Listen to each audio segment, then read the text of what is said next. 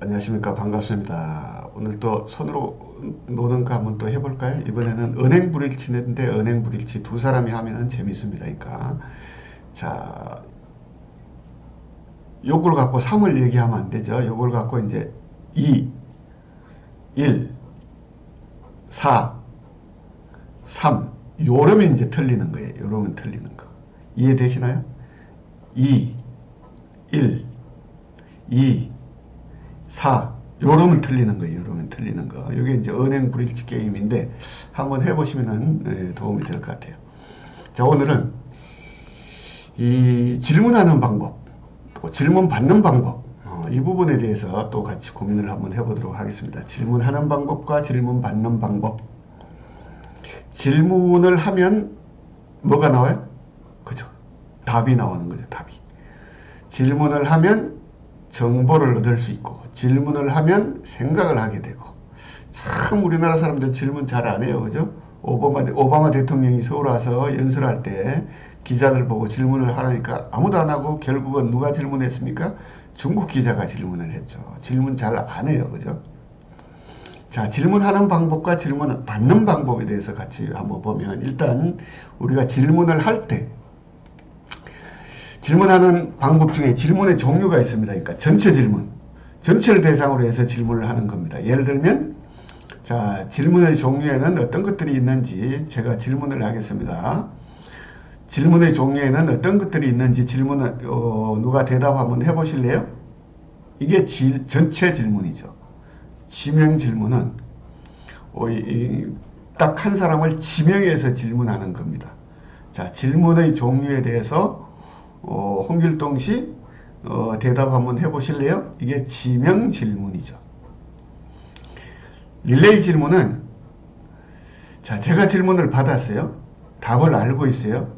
그래도 제가 직접 답을 하지 않고, 예를 들면 교수님, 질문의 종류에는 어떤 것들이 있는지 설명 한번 해주실래요? 라고 제가 질문을 받았으면, 이때 다른 사람이 한테 그 질문에 답을 할 수 있도록 돌리는 겁니다.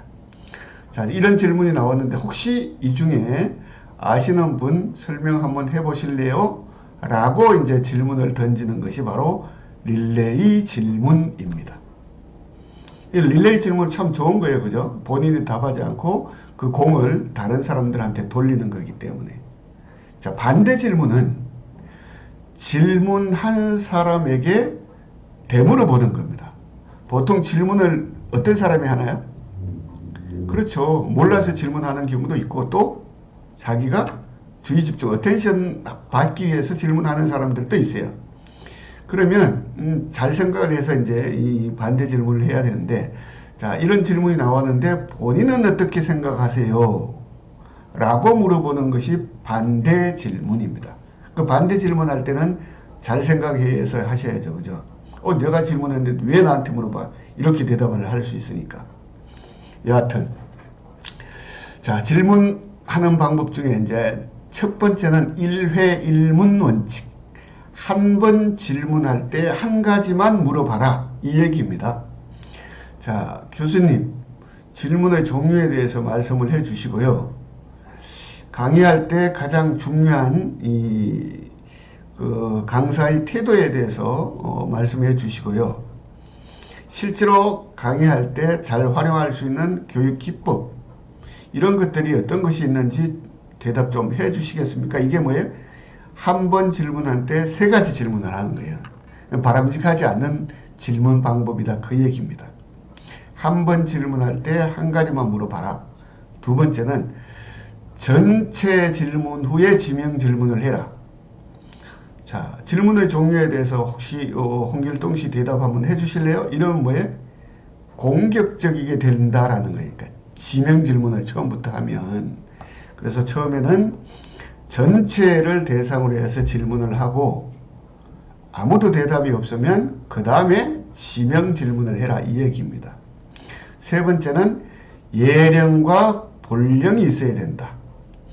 군대에서 제식 훈련할 때 예령이 뭡니까? 전체 예령이죠. 차렷, 이게 본령이죠. 얼차례 받을 때는 어떻게 해요? 차려, 열중시어, 열차, 열차. 질문을 할 때도 마찬가지라는 거죠. 질문. 제가 여러분들한테 질문 하나 드리겠습니다. 이게 예령이고, 본령은 질문의 종류에 대해서 아시는 분 설명 한번 해주실래요? 이렇게 하는 것이 본령이다라는 거예요.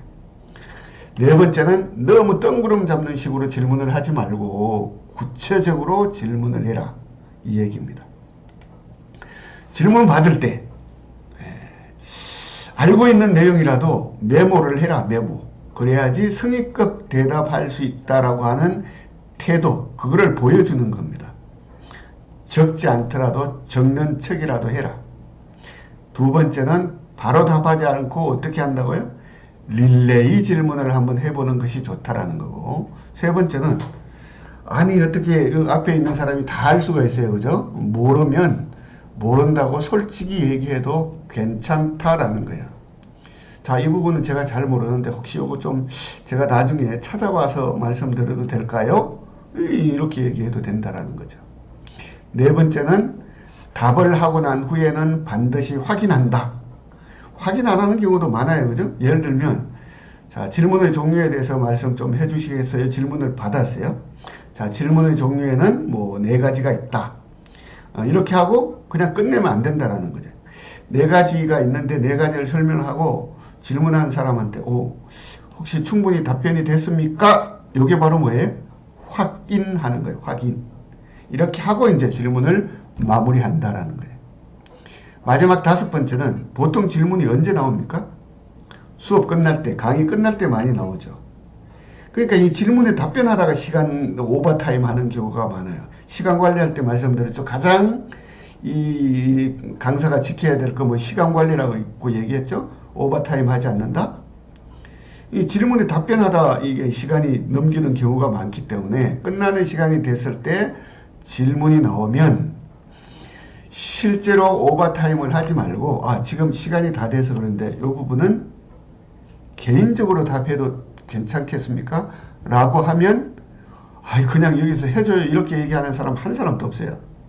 그래서 나머지 분들은 다 보내고 그 시간이 됐을 경우에는 그럴 경우에는 이제 개인적으로 답변 처리를 하는 것이 좋다라는 겁니다. 이렇게 해서 시간 관리도 철저히 하고, 자, 그래서 오늘은 질문하는 방법과 질문 받는 방법에 대해서 말씀을 드렸습니다.